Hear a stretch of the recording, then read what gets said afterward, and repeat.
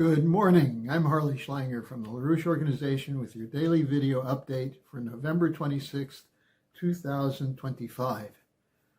Well, the squeeze is on in Kiev. Zelensky is feeling the heat, as are the Europeans. There's a deal on the table. It's not official yet, but there's discussion underway, and it's looking as though we may possibly have an agreement to end the proxy war against Russia. And pushing hard on this is President Trump. Now, so far, the so-called Russia-US peace plan is being proclaimed by the Europeans and, of course, by Zelensky as unfair to Ukraine.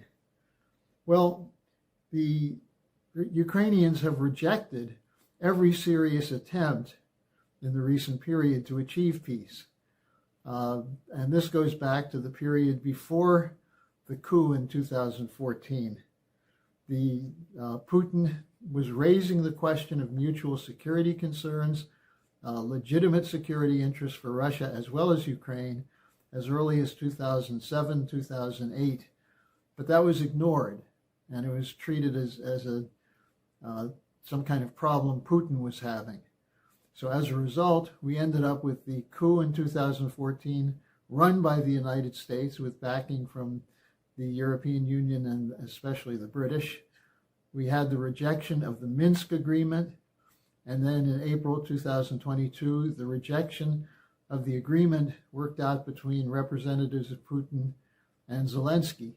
So time after time, Ukraine has rejected the negotiations that have been put in place. Now, the reason they say they reject them is because they're unfair to Ukraine. Ukraine is being treated as the loser and the cause of the problem. Well, Ukraine is partly the cause of the problem, but it was the Western allies that put Ukraine in that position.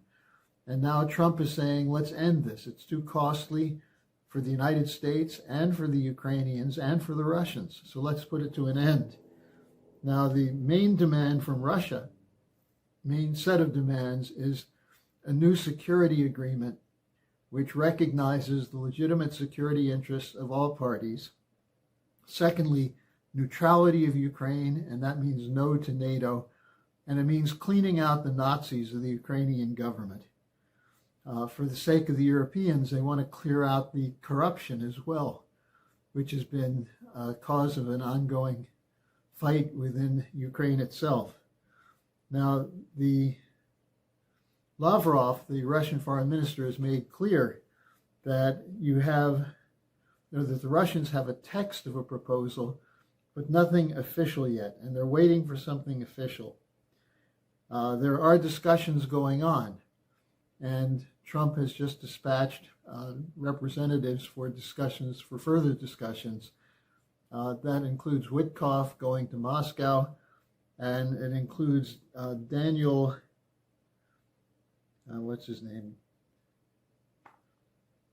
Daniel Driscoll, who's the head of the army, is going to be going to Ukraine. Driscoll is a friend of Vance, and we're now beginning to see what the actual shape is of the Trump administration on this question.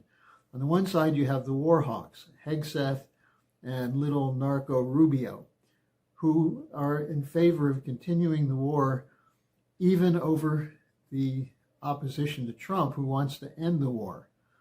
Then you have Vance, Driscoll, and others who want to bring this to a conclusion, as well as most of the population in the United States and Ukraine. So we're at a key moment right now where Trump is putting the pressure on Zelensky. He said he will not meet with him until there's an agreement on this end of the war. Now, in terms of Russia, the Russians want to end the war, but they're not going to do it without meeting the initial objections or objectives that were put in place in the run-up to the war, the so-called special military operation. So here you have the situation where Trump wants a deal, Putin wants a deal, and most of the people of Ukraine want a deal. So who wants the war to continue? Well, Starmer, the Prime Minister of the United Kingdom, Macron, the President of France, and Merz, the Chancellor of Germany. All three are speaking on behalf of the military-industrial complex and not the people of their countries who want peace, who want the wars to end.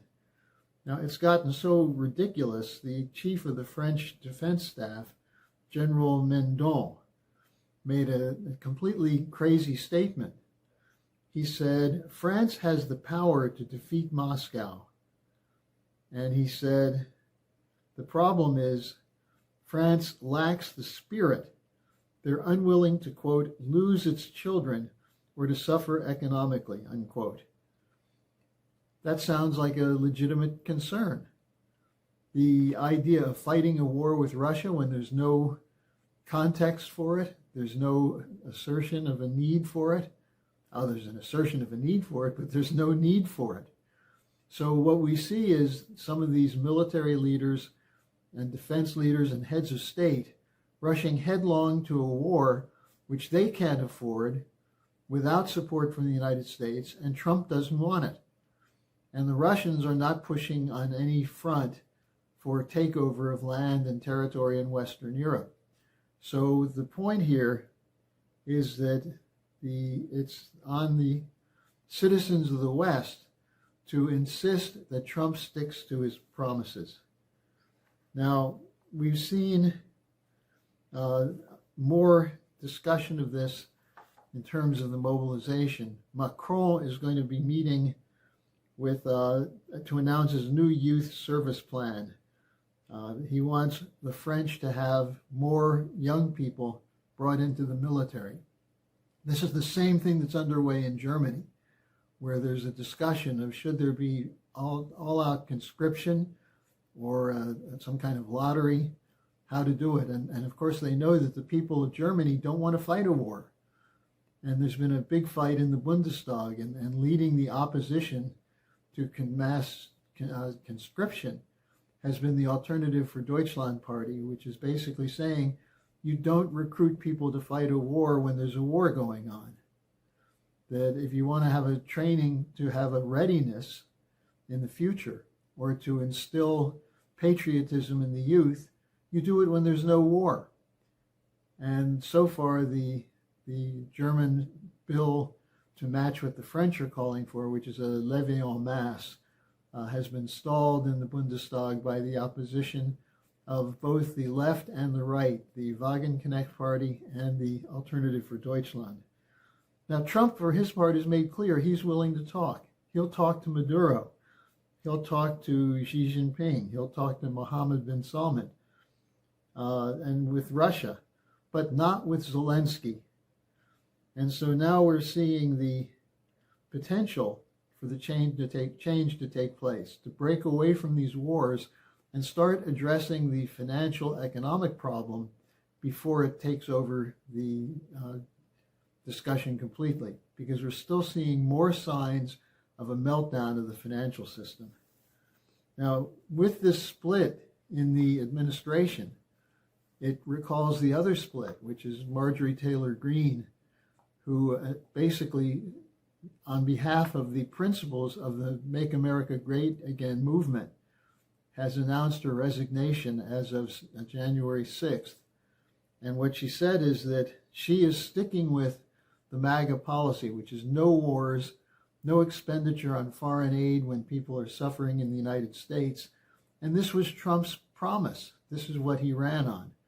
And so we're seeing the president challenged by some of his leading supporters, including Tucker Carlson, who are saying that war is not in the interest of the American people, nor is funding Israel ahead of America in the interest of the American people.